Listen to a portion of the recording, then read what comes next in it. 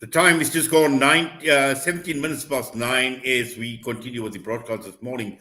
Now, how many of you will recall what had taken place on the 16th of June, 1976? And I basically recall clearly what had taken place on that day. I was still a young man, and I recall I was based in Newcastle. Now, at that point in time, we had very little access to television, but I recall the newspapers obviously carrying the story. We are talking about the Soweto uprising that had taken place in 1976. Now, that is 46 years later. And today, as we celebrate Youth Day, we also go back and reflect what this day had actually meant. And I must say that it took a huge step in what we're seeing today, the enjoying the democracy in the country as people celebrate Youth Day on this day. And we joined this morning to tell us more by the Green Connections Communications Coordinator. We are talking with Lisa Makaula.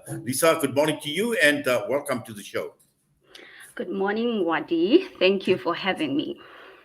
Yes. Now, Lisa, obviously looking at Youth Day, we are commemorating the uprising that had taken place in 1976.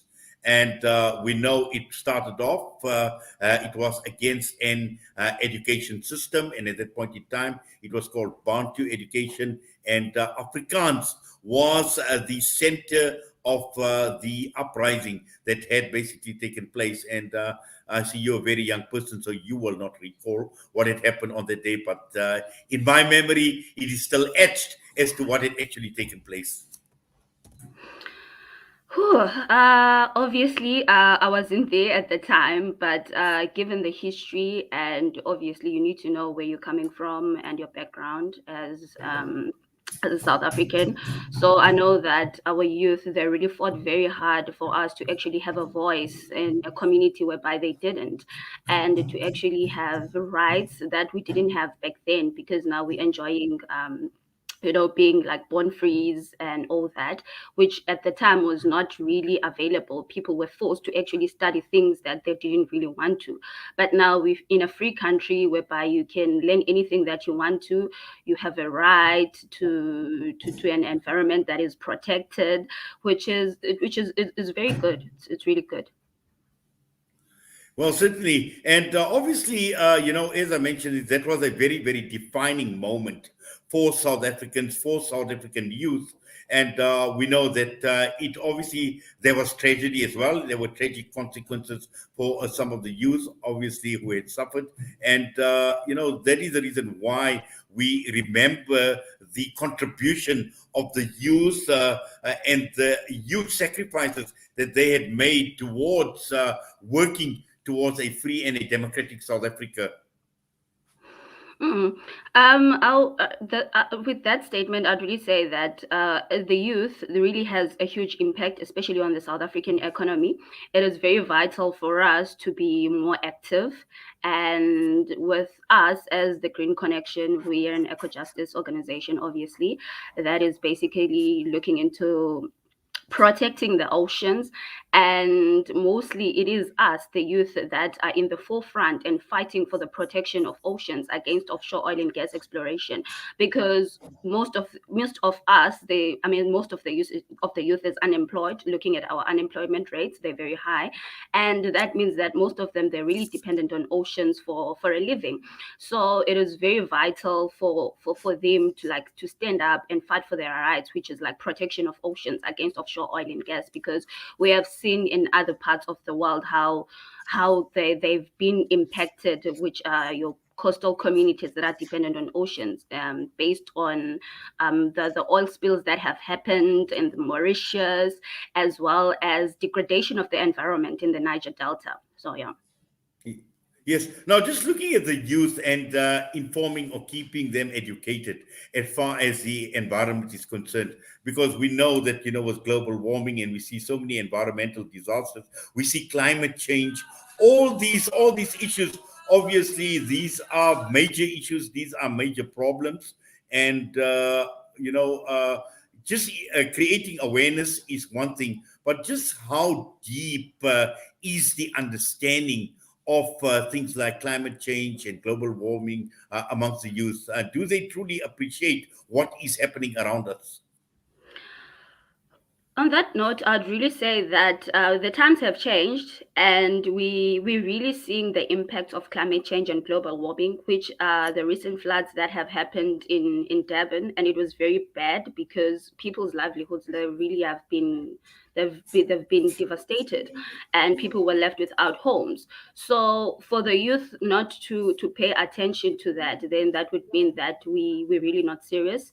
But because we're growing in a space whereby the awareness is raised even in schools, it's raised even on TV. There's channels that are there that are actually stating that we're in dire constraints currently because the temperatures are rising. We are seeing glaciers melting, which it's really gonna be impactful, especially for those coastal communities. So the youth is really aware of what is happening currently, everything that has to do with climate change, everything that has to do with global warming. And I'd say that we're the ones who are actually striving for us to be able to cap all those problems, because we want to live in a better society and for future generations to actually be able to experience that the life that we're currently experiencing, because we do not know what's going to happen in 20 years time if already we are experiencing this dire constraints of climate change. So that would mean that maybe coastal communities would have been flooded by then, which is not something we would really want, because we want future generations to be able to experience the life that we have experienced. So we're really taking action, and we are really fighting for the environment that is protected from harmful things. Yes, and also the fact of the matter is, even when one looks at not only South Africa but the African continent, where a large percentage of the population is made up of young people, and we always talk about the youth being the future, and if their futures are impacted negatively by things like climate change, global warming, the key issue here is what future do they have in a world where we're going to be seeing these type of disasters.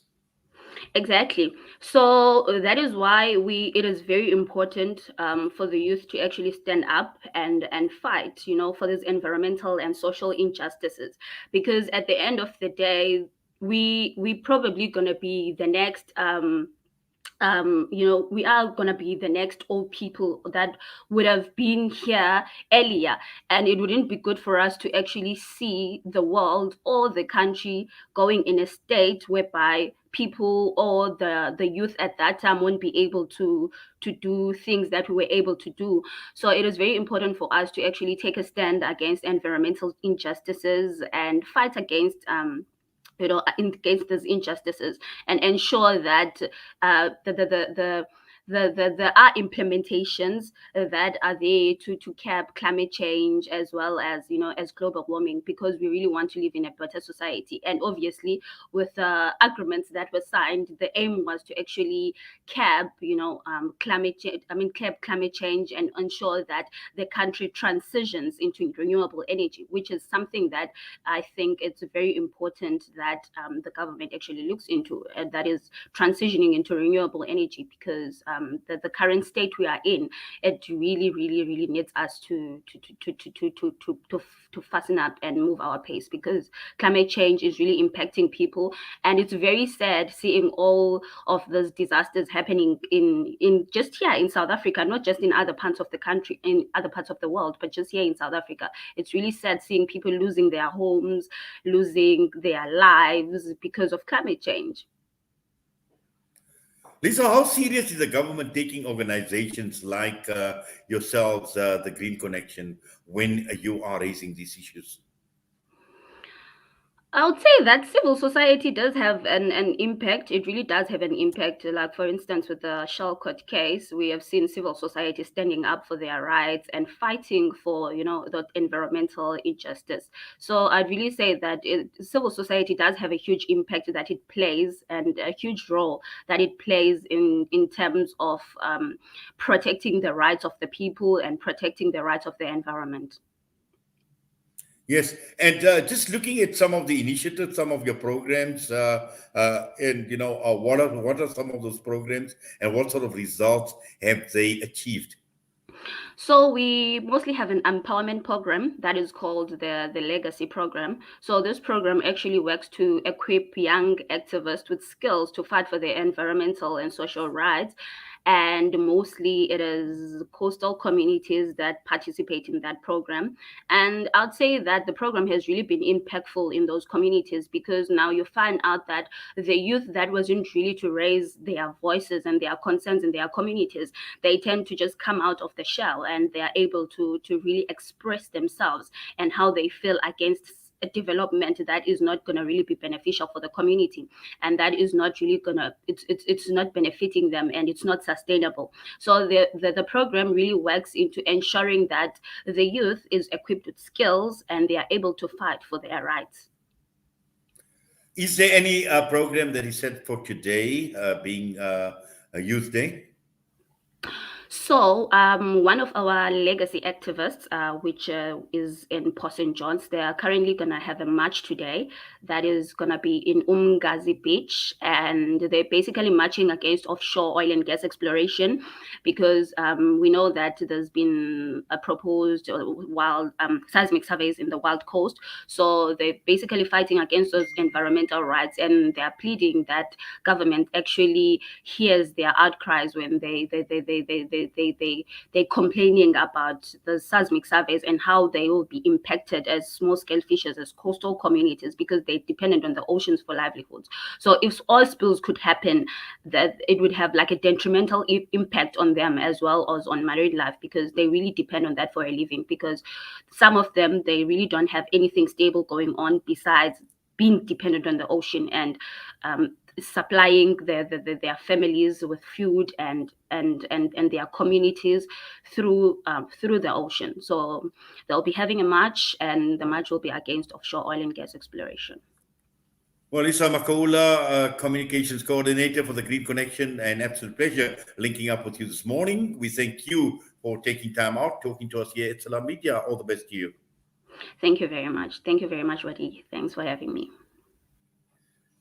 Yes, that is just focusing and reflecting on a Youth Day, and there is a banner that's come up on screen saying, join us for a march against offshore oil and gas exploration. It is taking place this morning at 10 a.m. to 1:30 p.m. And this is at the Ngazi River mouth to Lungewu Beach that is taking place, and saying yes to renewable energy, and the whole question surrounding gas and oil exploration of the coast is becoming a major talking point in the country. And what's at the time is just gone 9:30 a.m. We're going to go for a break. We'll be back.